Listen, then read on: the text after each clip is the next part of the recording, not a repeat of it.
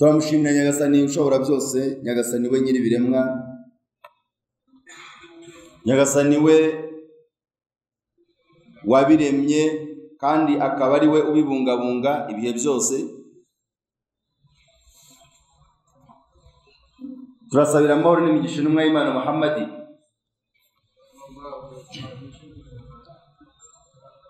ko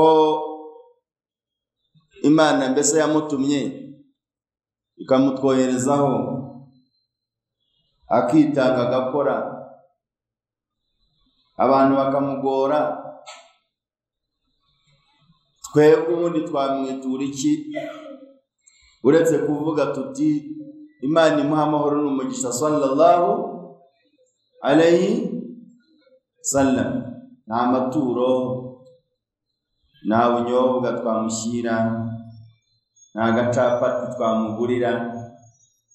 Ari umubyeyi bambwiye aturiya mutume yaza kuba akiriho no kuzamutekera agacapati ngashyiramo nk'isamuri nkamushyira n'agasosi gafasha, ariko ntawe ubaho sallallahu alayhi wasallam. Umuntu akabivuga afite umutima mwiza uri gutanga isadaka, ariko harimo n'umugisha. Aratubwiye ngo uzamusabira inshuro imwe, we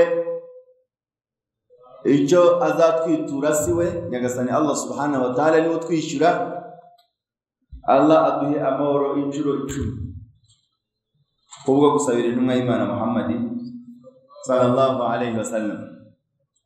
Ubushize rero twaraganiriye tuvuga ku bintu by'amadini, mbabaza amadini ayariyo, mbabaza amadini uko angana. Bamwe bambwira idini rimwe, abandi bakambwira abiri, ariko nza kubabwira impamvu zituma habaho amadini menshi.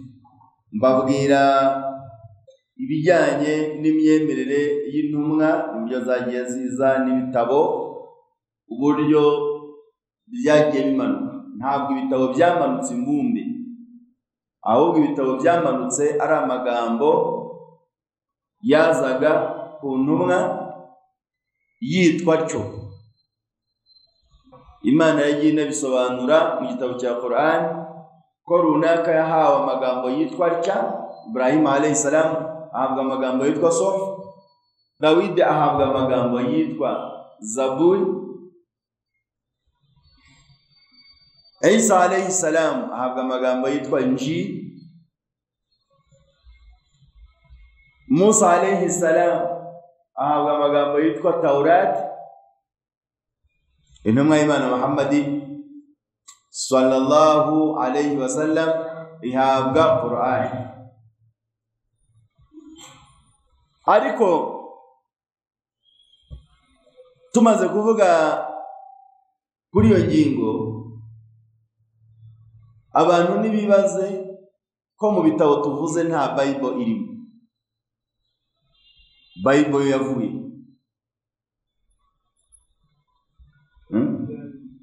kugira ngo habeho Bible yavuye. Ntabwo Imana yigeze imanura igitabo cyitwa Bible. Mbivuze gutyo rwose ari ku manywa saa 10:01.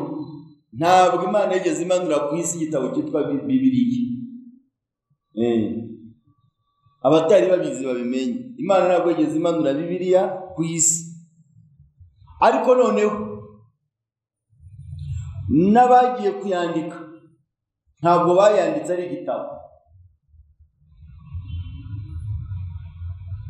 Abantu bayanditse, noneho reke n'abayanditse, abantu bayihaye izina ubwabyo. Ntabwo cyari igitabo cyitwa Bibiliya, ntabwo ari byo. Umuntu wayanditse cyangwa se umuntu wacuze ubwenge bwo kuyikora, we icyamurebaga cyane cyari ugukusanya ibintu byinshi bitandukanye bishobora gufasha abantu mu bijyanye n'imyemerere, mu bijyanye n'imitekerereze, mu bijyanye n'imisengere, mu bijyanye n'ubwami, mu bijyanye no kumenya amateka n'ibindi. Ariko ntabwo Bibiliya ari igitabo.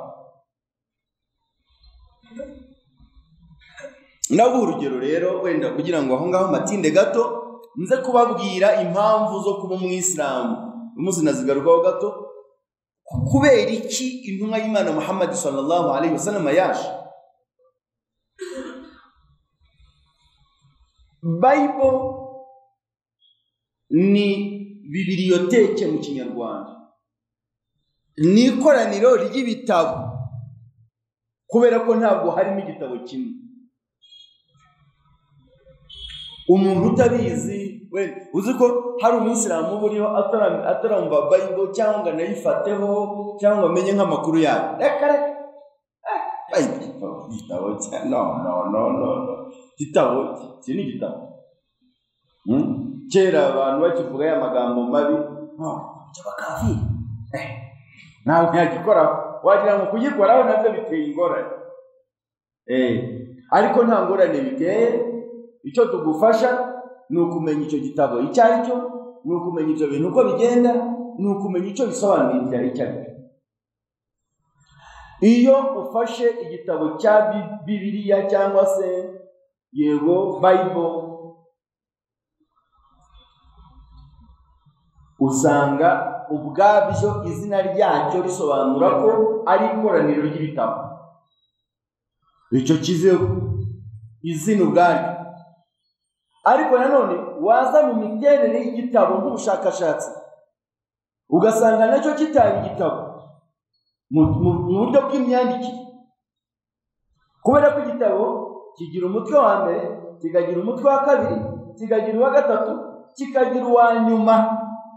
Ibyo ngibyo ni kubabwira by'ibice byose bitangirirwa n'intangiriro bikongera bikagira umusozo. Ubwo ni ubushakashatsi abantu bo ku isi basanzwe bazi. Ariko ibitabo by'Imana cyangwa se igitabo nyirizina ugiye kukinjiramo utaravuga ngo abo bagihaye cyangwa se abo bagihayemo impano, utaravuga abo bashimiye, utaravuga impamvu zacyo, utaravuga ibindi bintu, igitabo kigira igice cya mbere kikagira icya kabiri kugeza igitabo gishoje, biturutse ku bunini bw'ibyo umuntu arimo gushakisha ibyo ari byo. Umuntu akubwiye ati genda undebere muri Bibiliya igice cya mbere, Bibiliya igice cya mbere ku murongo wa 20 byakuye abantu basoma. Umuntu akubwiye ati genda undebere muri Bibiliya igice cya mbere umurongo wa 20 byakuye. Okay, jya mu gice cya nyuma cya Bibiliya niyo atamenye izina ryacyo, jya mu gice cya nyuma urambuye ugera ahantu bita last chapter ya Bible, then read chapter 1 verse 1. Abishobora ntabwo bikunda. Okay, ni impamvu zingahe mbabwiye? Zingahe? Ebyiri. Impamvu ya mbere nuko izina ryacyo iki gitabo atari izina rigaragaza ko ari igitabo, ahubwo ni izina urivuga ko ari kusanyirizo ry'ibitabo. Icyo nicyo nticyari gihagije. Nkababwira ko chapters zirimo udashobora kugenda ngo uvuge ngo nashaka igitabo cya kangahe, ndashaka chapitre ya kangahe muri Bible. Ntabwo byakunda. Mbaho urugero rero rufatike iyo tugiye mu gitabo nyizina. Iyo ugiye muri Quran barakubwira bati reba Qur'ani chapitre ya mbere ku murongo w'ijana. Wagera muri suratul Fatiha bakakubwira batoya iyo chapitre urimo kuvuga ntibaho, kubera ko twebwe tuzi ko chapitre ya mbere muri Quran itarengeje 70. Abura tumenya wibeshye, haryo urashaka kuvuga iki? Atumenya narabyanditse nabi, mugahangayika kubera ko iyo yibeshye akakubwira chapitre itariyo, akakubwira umurongo utariwo, musanga ibyo ushaka kukubwira atari byo. Kugeza igitabo mu gihe tuye kugeza akubwiye ngo ni chapitre iri ku murongo uyunguye, yo ngiye ni Quran. Ariko si yo gusa. Iyo musomye mu bindi bitabo bigize Bibiliya nabwo mwabisangamo, uretse ko ariyo ngiye gusobanura ku mpamvu ya gatatu. impamvu ya gatatu irimo iratugaragariza neza mu buryo bwo gusoma, mu buryo bwo gusobanukirwa ko iki gitabo twebwe twita igitabo, ariko ngo igitabo cya Bibiliya ngo mwebwe muracyemera. Mbere yo kubwira umuntu ko wemera igitabo cya Bibiliya mubwiye ko atari cyo, ntabwo ari igitabo. Ni ibintu byoroshye, ni ibintu nawe ubwawe wareba ukamusobanurira uhereye ku izina, kandi mwese murasoma. Umuntu ashobora kugenda agasoma akavuga ati ariko wa mugani uzi ko bya bintu ari byo. Ubwo mwese muzi neza ibitabo bigize Bibiliya ibyo tugiye kujyamo. Ni icya gatatu mu buryo busobanutse neza. Mushobora kureba neza mukavuga muti koko ubwo wari utubwiye ibitabo 5 ntabwo twagira right yo kongeraho icya gatandatu cyitwa Bibiliya, kubera ko atari cyo. Yaba Bibiliya yera, yaba Bibiliya yacu, yaba Bibiliya ntagatifu, yaba Bibiliya y'Abarotodogisi, yaba Bibiliya yo muri Australia, yaba Bibiliya uko izabiri kose nubwo zitandukanye, maze nuko niko babwiye niko n'ibitabo bigiye bitandukanye. Byanga bikunda ntabwo iyo Bibiliya uko yabiri kose wasanga ari, nubwo nazo zidatandukanye, nubwo nazo zitangana, nubwo zitanganye ibitabo. Oya, nabo ntabwo zingana ibitabo. Barabwira ngo iyi ngiyi ifite 63, iyi ngiyi ifite 68, iyi ngiyi ifite 72, iyi ngiyi ifite 75. Ibitabo baba bavuga ibitabo. Alright, tujyemo rero. Tugiye mu gitabo nyirizina cya mbere, cyangwa se tuvuge mu ntangiriro ariho twajya. Igitabo cyitwa Itangiriro, iyo ugiye kukirambura usanga igitabo cyitwa Itangiriro, munyumve neza, igitabo cyitwa Itangiriro usanga gifite ibice 50. Ubu ni nkaho wavuga mu gitabo cy'Itangiriro kimwe kibanza muri Bibiliya gifite amasura 50. Niko wabisobanukirwa. Aya masura 50, buri sura igiye ifite ibice biyigize. Isura ya mbere mu gitabo cy'Itangiriro cyangwa se chapitre y'Itangiriro igizwe na aya 31. Ubu turi mu Itangiriro, ariko ibyo ngiye ndimo kubabwira, yaba Itangiriro, yaba Kuva, yaba Balewi, yaba Kubara n'Ugutegekwa kwa kabiri, ibyo ni ibitabo 5 byitwa ibitabo bya Musa. Niko benshi bakunze kubyita, ariko nabyo mu bisobanukirwe neza. Ntabwo ibi ngibi ari ibitabo bya Musa, kubera ko Itangiriro ntabwo ari iya Musa, Kuva ntabwo ari iya Musa uretse ko bivugamo amategeko. Kuvuga Balewi ni amateka y'imwe mu miryango y'Abayisiraheli. Kubara ni ibijyanye nyine n'amateka, ariko Gutegekwa kwa kabiri niyo Taurati nyirizina. Ubundi aho ngaho niho Taurati yagombye kubiza. Icyitwa Taurati cyagombye kuba kizana ku Gutegekwa kwa kangahe? Kwa kabiri. Gutegekwa kwa kabiri ni igitabo. Ubwo Gutegekwa kwa kabiri ari byo bita mu Giswahili kumbukumbu la Taurati. Ni nko bavuga ngo ni urwibutso rw'igitabo cyitwa Taurati. Kumbukumbu la Taurati yo ngiyo iyo tuyigezeho dusanga igizwe n'ibitabo 34. Gutegekwa murabyumva aho tugeze, ariko ibitabo muri murabyumva ukuntu byisuka bimaze kuba 5. Kumbukumbu la Taurati yo ngiyo tugezeho igizwe n'ibitabo 34. Aho ngaho rero tuhavuye kuri ibyo bitabo bya Musa tutahatinze cyane. Nagira ngo nze kunyaruka ngere wenda mbabwire nk'ibitabo. Ibitabo mwibuka ni ibihe? Hari Taurati, hakaba Zaburi, yego, hakaba na Injili. Reka mbabwire ku cyerekeranye na Zaburi. Zaburi ni igitabo cyande cyahawe nde? Cyahawe Dawudi alayhi salam. Zaburi cyangwa se Zaburi ni igitabo, ni amagambo yamuriwe Dawudi alayhi salam. Iyo uje hano muri Bible iki gitabo gisangamo gihereye kuri chapitre ya mbere n'ukuntu bipanze. Zaburi ihereye kuri chapitre ya mbere kugenda kuri chapitre 150. Mbese ubu Zaburi tuyifashe dutyo ni nkuko bavuga ngo ifite amasura 150. Quran ifite amasura 100 nangahe? 118.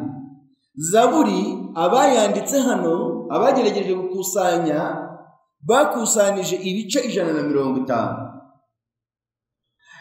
Quran igice cya mbere cyayo kigizwe n'imirongo ingahe cyangwa aya zingahe? Aya zingahe? 7. Ariko 7 twongeyemo na bismillah nkuko intumwa y'Imana yabivuze.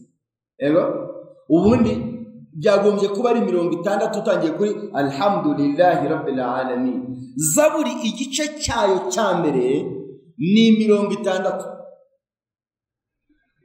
Turi muri Zaburi. Nimo nababwira ngo iki ni igitabo kimwe muri Bible. Turi ku mpamvu ya gatatu mu byibuke. Tugiye ku gice cya nyuma cy'150 muri Zaburi dusanga umurongo w'iki gitabo, imirongo y'iki gitabo ya nyuma mu gice cya nyuma, chapitre ya nyuma nayo ari imirongo 6. Igice cya nyuma muri suratu nako muri Quran bakita surati suratu Nas. Iki gice cya Zaburi cy'150 tugiye kukireba tukareba ni sura ya nyuma yo muri Quran ariyo bita suratu Nas. Suratu Nas ubwayo ifite imirongo ingahe? Ningahe?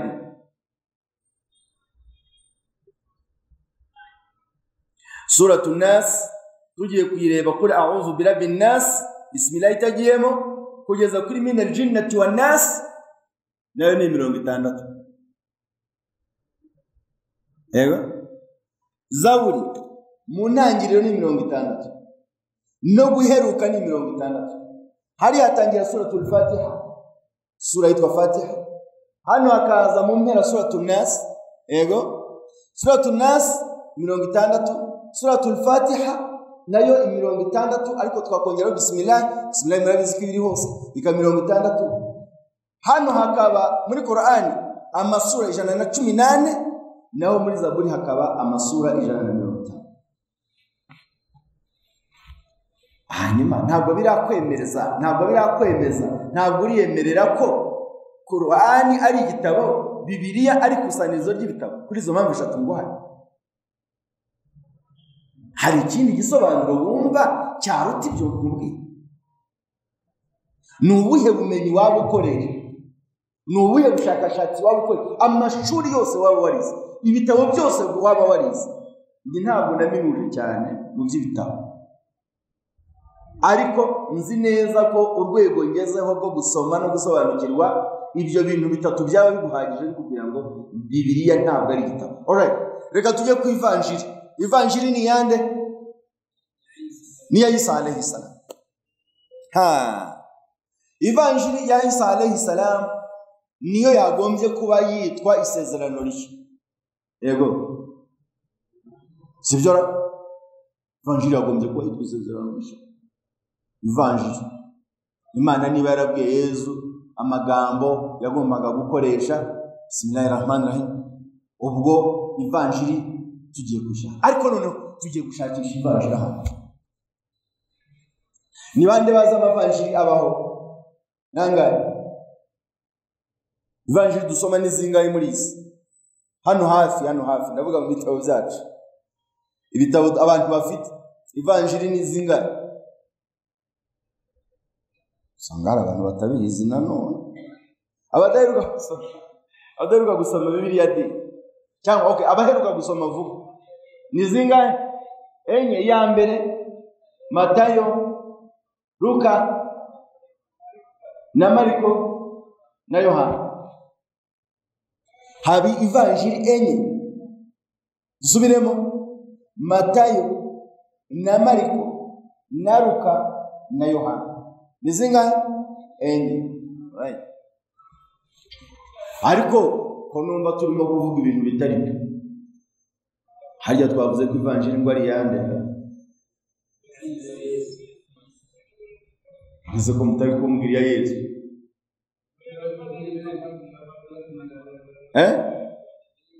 ya Yesu urihe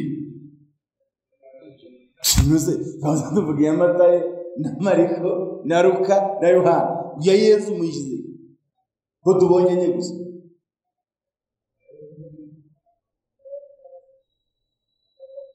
cyangwa ntabwo muri abasha kuzisoma neza ngo murebe muzambwira ubutaha amagambo Imana yahaye Yesu yitwa ivanjiri yagiye kumbura Taurati twayibona yego ibyerekeranye na Zaburi nta kuntu byahegetswe ngo byitwe irindi zina byitwa Zaburi yego ivanjiri yagiye he ko dufite amavanjiri ane yonyine kucye wundi abayane kugitabaye ivanjiri imwe ifite chapitre nuko duhoze tuvuga Zaburi nuko twavuze Gutegeka wa kabiri nuko twavuze tuvuga Korani kubera iki bitabaye abantu bazi kuzezengura bazaza batubwira hano kubera iki ubundi iyo vanjiri itabaye nk'igitabo kimwe ikazamo ibitabo bine ariko amateka akatubwira ko hari n'ibindi bitabo bitahawe agaciro hari ibindi bitabo byitwa nabyo amavanjiri ariko byo ntabwo byahawe agaciro kubera ko ababyanditse uburyo byanditswemo ibyavugwagamo byanyuranyaga n'icyerekezo abantu bari bafashe imyumvire abantu bari bafashe uburyo abantu bari bahisemo ntabwo byahuraga byavugaga ibindi binyuranye ibyo ngibyo bakuraho bashyira ku ruhande batwemeze enye zonyine hariya Yesu mwumvise hari ko batubwira isezerano rishya rero burya baba bashaka kutubwira iki ibitabo bigize isezerano rishya byitwa nde ni ibihe wowe wakomeje ushakisha ibyerekeranye n'ubwisilamu hari umuntu uba afite n'iminsi mike nk'ubwisilamu wamagana ushobora gusanga nanjye ntaho navuye ntaho nagiye yego cyangwa usanga ntaho navuye ntaho nagiye ibintu abantu basoma ibi ngibi mbibabwira kugira ngo murusheho kongera ubwenge no kumenya impamvu utari hano cyangwa impamvu utari hariya uyu munsi ukaba uri hano kuki wahisemo gutyo ubona ufite impamvu zo kuba uri umwisilamukazi ubu hari umuntu waza akubwire okay reka wenda mvuge ngo hari ibitagenze neza ngo hari ibyo batagukoreye neza sawa ariko wakurikiye neza cyangwa wakurikiye idini wakurikiye uburyo bwo gusoma wakurikiye igitabo cyangwa wakurikiye ibitabo hari icyo wumva wiyunguyemo ubwenge kirenze ubwo wari ufite ukaza ukabwongera hano ikibazo ni icy'inzara cyangwa ikibazo ni icy'imyemerere niba ari ikibazo cy'imyemerere ufite uburenganzira bwo kwemera nyuma yo kwiyongera ubwenge ariko inzara twese turayihuza ya Muslimu abatari we bose barasonza zibyara neza abantu bose baracuruza bikagenda abantu bose batuye mu nzu zimwe se ariko imyemerere hano imyemerere imigenzereze imisomere tugomba gushyira mu bwenge bwinshi naringiye kubabwira icyerekeranye n'isezerano rishya tumaze kubona ibice bikeya byaryo narimo nshaka kureba ahantu hakusanye nahurije ibitabo by'itangiriro ntabwo ndimo kubibona vuba ariko ibitabo by'itangiriro subhanallah ibitabo by'itangiriro birimo ivanjiri enye yanganire ndebe ko ari byo mfite hano hari ivanjiri enye yego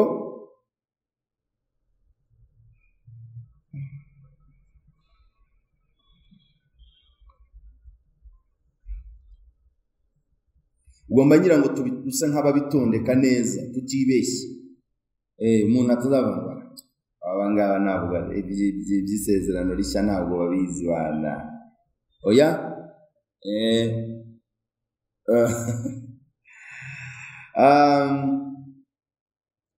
isezerano rishya tugiye kureba neza muri ibi bitabo usanga niba ryagombye kuba ari ivanjiri nk'uko nabibabwiye Isa alayhi salam yataragize amahirwe y'uko amagambo ye yavuze aba mu gitabo cyayo cyonyine ngo kijyemo nacyo niba ari Bibiliya ari igitabo kigomba kuyobora abantu n'icyo gitabo cyitwa ivanjiri nacyo kijyemo cya Yesu abandi bazandika ibyabo ariko icya Yesu nacyo gihari nta cyahabaye rero ubu igitabo turimo dusoma niba nta cya Yesu kirimo Yesu dukurikiye amakuru ye tuyakura ibintu yigishije tubikura nyeganyeza ubwenge gatoya mu mbiri bivahe nta muntu wambwira ibitabo dusoma ibyo tukura ko bavuga ko ari ibya Yesu ibyo bintu bivahe we dukoresha ubwenge ntituvuge ngo sibyo ubundi ibyo bivahe ibyo nshaka kumva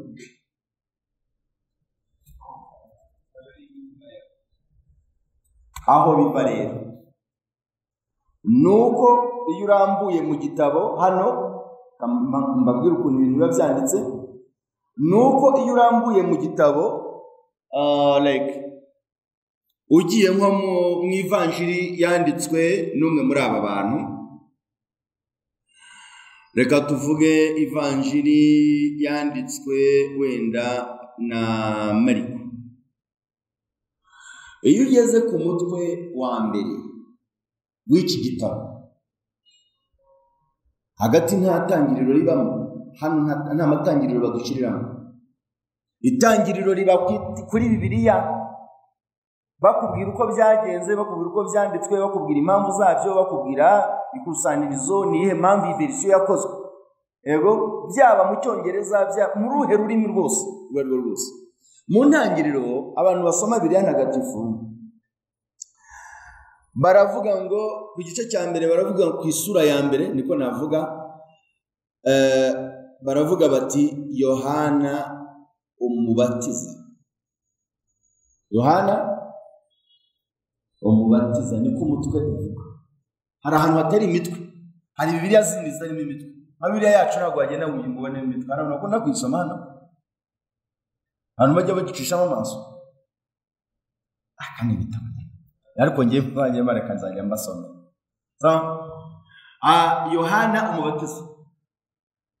Yohana umubatiza kuri uyu mutwe barimo barakubwira ati ibi bintu ushobora kubisanga nanone muri iki gitabo cya Matayo ku isura ya 3 guhera ku murongo wa mbere kugeza ku wa 12 bakongera bakakuyobora bakagukorera indi reference mu kindi gitabo ngo ugiye nanone iyi nkuru ya Yohana umubatiza wayisoma muri Luka mu gice cya 3 ku murongo turimo gusoma muri Mariko wayisoma nanone muri Luka ku gice cya 3 cyangwa se isura ya 3 ku murongo wa mbere kugeza ku wa 18 muri bwoko muri Matayo tubisanze muri mu isura ya 3 ku murongo wa mbere kugeza ku wa 12 hano muri Luka turabisanga ku gice cya 3 cyangwa ku isura ya 3 ku murongo wa mbere kugeza kuri 18 ariko nugera muri Yohana mu gitabo cya Yohana uzasanga ari ku gice cya mbere ku isura ya mbere guhera kuri 19 kugeza kuri 23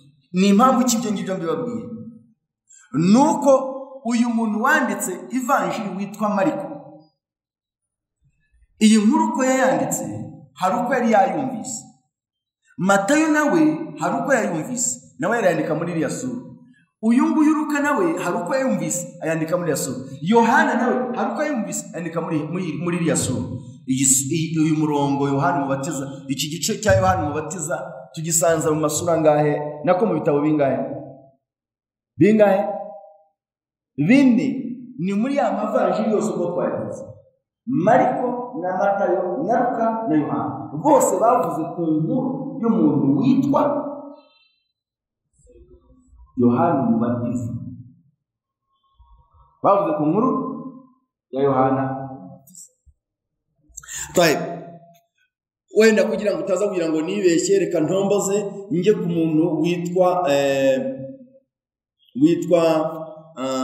wenda nka Mariko. Turebe twari tuvuye muri Mariko, reka tuye muri Matayo turebe isura ya mbere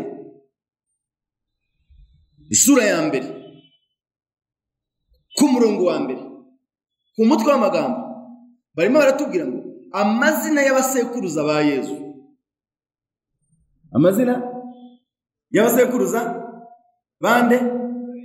Harya ise wa Yesu bitwa nde? Kuvuga no gutaruka.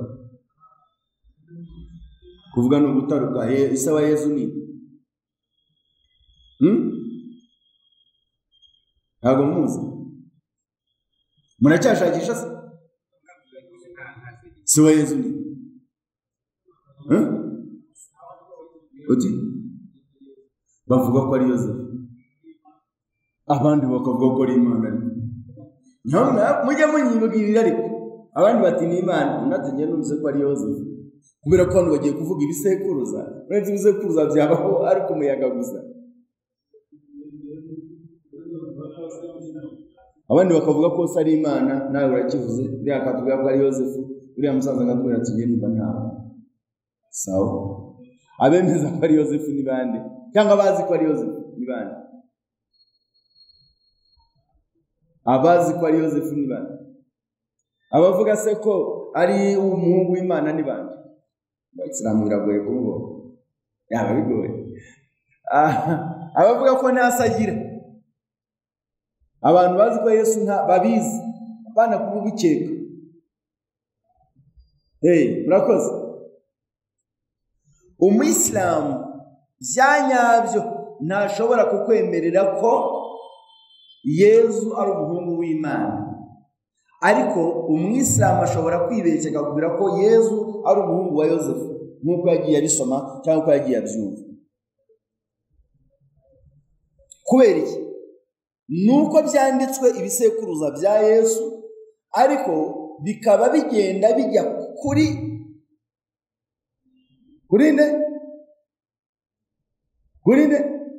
Yosefu. Ibisekuruza muri ibi bitabo byandika amateka ya Yesu yajyana kuri Yosefu.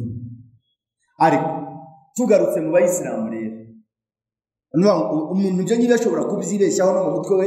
Watungura umuyisilamu wamaze uti harya ise wa Yesu nindi? Ati ntabwo ari ni wa Yosefu, akabivuga yumva byoroshye ku rurimi, ariko ntabwo ari uwa Yosefu. Tugaruka kuri rya jambo ritubwira ngo ntase agira. Nta muyisilamu akubwira ko Yesu ari umwana w'Imana, ntabwo byashoboka.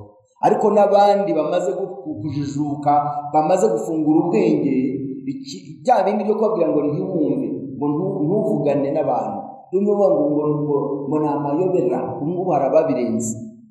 Ashyiramo ubwenge akareba koko Imana yarabyaye, bikarangira mu by'ukuri umubyeyi ubizi neza arabwira ati no, ntabwo Imana yari kurarana na Mariya. Niba ari ukubyara ni mu bundi buryo. Niba ari ikintu cyitwa kubyara, wenda murabizi kubyara muri batisimu, kubyara wiyometseho umwana, kubyara utiye umwana ukamurera akajya kwita umubyeyi, sibyo? Ariko ntabwo Imana yigeze ibyara Yesu. Umuntu ufite ubwenge bwiza buzima ntabwo yakwemerera ko Imana yabyaye Yesu. Ariko noneho tugarutse tukababwira ko Yesu ntase agira. Yesu abayeho mu buryo butangaje. Imana itegetse ngo aremerwe mu nda ya Mariya, araremwa, aba mu nda ya Mariya, ntasubayeho, arinda avuka. Imana ikadusobanurira ngo kugira ngo uwo muhungu na nyina tubagire ibimenyetso ku bantu, kugira ngo bigende bite byuko Imana ishobora fungira aho ngaho, Umuyisilamu fungira aho ngaho. Ariko tugarutse rero muri Matayo, barimo baratubwira ngo amazina y'abasekuruza ba Yesu. Baraza gukomeza bahere kuri Yosefu. Urumva bavuga ngo amasekuruza ya Yesu Kirisitu mwene Dawidi mwene Aburahamu ngaya. Burikeye naho ngaho ngo ni mwene inde? mwene nde? Mwene Dawidi, akaba mwene nde? Aburahamu. Yaba Mariya yaba na Yosefu bose igisekuruza cyabo gihurira kuri Dawidi n'umuryango umwe. Yego bose barimo. Ariko hano bagavuga ngo mwene Aburahamu, ubwo noneho bose bagasubira kuri Aburahamu kubera ko ari we sekuruza wa bene Israeli. Yego hanyuma noneho tugana ku musozo bakabwira ngo Aburahamu yabyaye Isaka, Isaka byara, birakomeza gutyo. Bigakomeza gutyo kugeza aho bakubwiye ngo Yakobo yabyaye Yosefu, umugabo wa Mariya ari we nyina wa Yezu witwa Kristo.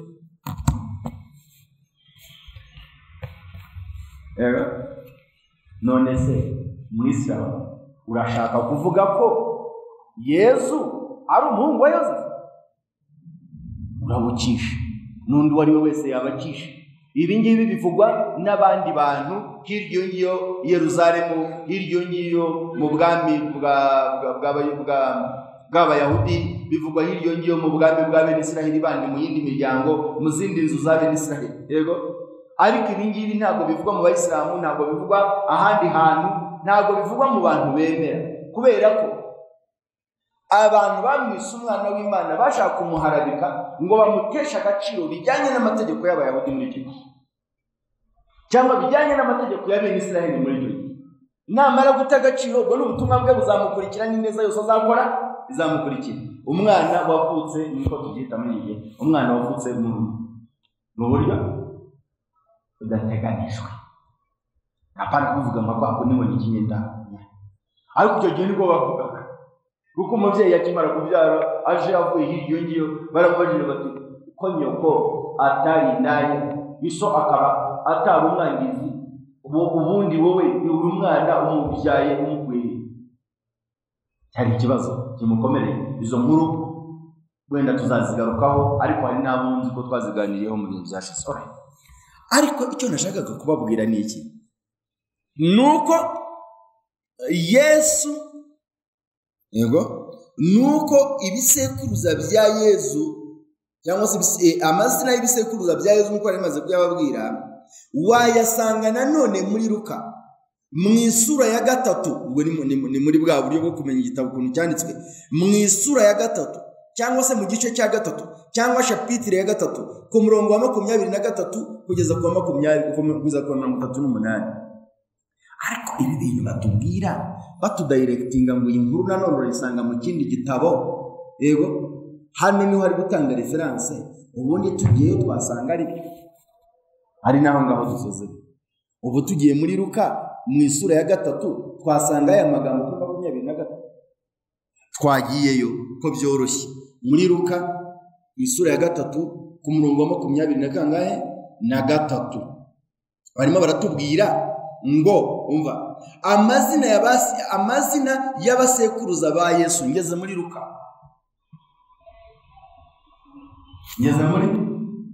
reba hejuru, Luka niya. Ntabwo ndimo kukubwira ibintu ntazi, ntabwo ndimo kukubwira ibintu ntasomye, ntabwo ndimo kukubwira ibintu nakurikiranye, ntabwo turi mu marangamutima. Ubu ni nkaho twaba turi ndimo kubabwira ngo ubushakashatsi mugomba kuba muzi namwe n'ubu ngubu. Hano barimo baratubwira ngo ku murongo wa 23 ngo Yezu yatangiranaga kwigisha. Ubwo Yezu yatangiraga kwigisha yari amaze imyaka nka 30 avutse. Mwese siko mubizi, Yezu yatangiye officially gutanga ubutumwa bwitwa bw'Imana agejeje imyaka 30. Kandi ibyo yabikoze imyaka 3 yonyine. Mu minsi mike bene wabo bari bafashe icyemezo cyo kumutanga ngo atavaka barimbuza. Iyo ni indi nkuru, ubwo iryo jambo ribitse byinshi. Ariko barimo baravuga ngo abantu bibwiraga ko ari we mwene Yosefu, mwene Heri, mwene Matati, mwene Lewi, mwene Meluki, mwene Yanayi, mwene Yosefu. Nuko nguko bikomeje kumanuka. Ni ibisekuruza byande Kibazo wacyumvise ko turimo kwibaza ngo izi vanjiri kwarenye ya Yesu iri murakibuka ko twakibanje iri hanyuma mwabyumvise ko iyo hari inkuru iri mu yindi vanjiri iyi vanjiri hano babidukoreye neza bakatubwira ngo ariko iyo nkuru nanone wayisanga mu yindi vanjiri hari ukayisanga na hari iyo uriya mugabo wanditse iriya vanjiri atayivuzeho ntayo baguha ubwo uyu nguyu aba yarihariye iyi nkuru ariko rero iyi nkuru ntabwo yayihariye ugiye wayisanga no muri Matayo wayisanga n'aha ni ukugira ngo umuntu anakorohereze nujya no muri biblioteke utaza kuyoba ibintu bisobanutse yego ivanjiri rero ya Yesu ntayihari niba babwira ngo hari ubutumwa bw'Imana bwatakaye ntimukagire ngo nukubabeshye niba ivanjiri ya Yesu ntayihari ubwo biracyari umwimerere yego biracyari umwimerere niba Taurati nyirizina yaratakaye biracyari umwimerere niba Zaburi ya Dawidi yaraje mu izina ryayo iraterurwa kuriya ni kuriya yari imeze ntabwo turabimenya neza ntabwo turabyinjiramo cyane ariko noneho hari ubutumwa bw'Imana bwatakaye yego ariko noneho hagiye kuza umugabo nyuma ya Yesu yuko agiye nyuma y'imyaka nka 40 ngahe aza tubwire ngo dutegereje Yesu nk'umwami n'umukiza w'ubugingo bwacu sibyo bintu n'ibyo Yesu yararimo kuvuga bigiye kudutera gutekereza bigiye kudutera gusoma byinshi bigiye kudutera umuhangayiko tubaza ngo ariko koko Yesu se niwe wigishije ko umwami n'umukiza akaba n'umurokozi akaba na mukozi wa maisha yetu ubwo biransaba kongera gusoma ariko aho ngaho harya n'indi wabivuze biri mu kihe gitabo muri Bibiliya nabyumvise ibitabo by'Imana ni bingahe ni 5 Bibiliya ibitabo byinshi ahantu hamwe hanyuma n'ivanjiri nayo ubwo amagambo ya Yesu turimo kumva namwe mu yagiye asigara bari abanditsi bagiye bageraho mu bihe runaka kubera iki amagambo twayavuze nuko Yesu igihe bamufataga hajya bamufashe yishimira Yesu bamufashe bimeze neza yishimye yego n'ababyeyi barishimye bamubona bamujyana yego mbese ubwo tugarutse mu babyemera bate bamufashe yishimye byari ibirori kubera ko yagiye kumana cyangwa byaramariye ariko nyagasani Allah subhanahu wa ta'ala aratubwira ngo wama qataluhu wama salabuhu walakin shubbiha lahum nta nubwo bamufashe nta nubwo bamubanje nta nubwo banamwishe ahubwo nyagasani yabaguraniye abahaye yabigenje ite bali rafahu Allah ilayhi nyagasani aramuzamura nuko uko ibitabo bigenda bitubwira ibintu bigasaba ko umuntu akira mu rwego soma koko nibyo ariko umuntu yafata igitabo cya Qur'ani gutya akavuga ati kuko mfashe igitabo kuva mu ntangiriro kugeza mu iherezo aqulu qawli hadha wastaghfirullah wa lakum wa lisa'iril muslimin kulli dhanbin fastaghfiruhu innahu ghafurur rahim alhamdulillahi rabbil alamin عرفت كيف اللهم اجعل جمعنا هذا جمعا مرحوما اجعل تفرقنا من بعده تفرقا معصوما اللهم نسألك موجبات رحمتك وزائم مغفرتك وسلامة من كل إثم والغنيمة من كل بر والفوز بالجنة والنجاة من النار اللهم ربنا تقبل دعاءنا وركوعنا وسجودنا وقيامنا وصيامنا وتوبتنا إلى الأولين والآخرين اللهم ثبتنا وثبت إيماننا وثقل موازيننا ولا حول ولا قوة إلا بالله بفضلك سبحان ربك رب العزة عما يصفون وسلام على المرسلين والحمد لله رب العالمين والسلام عليكم ورحمة الله وبركاته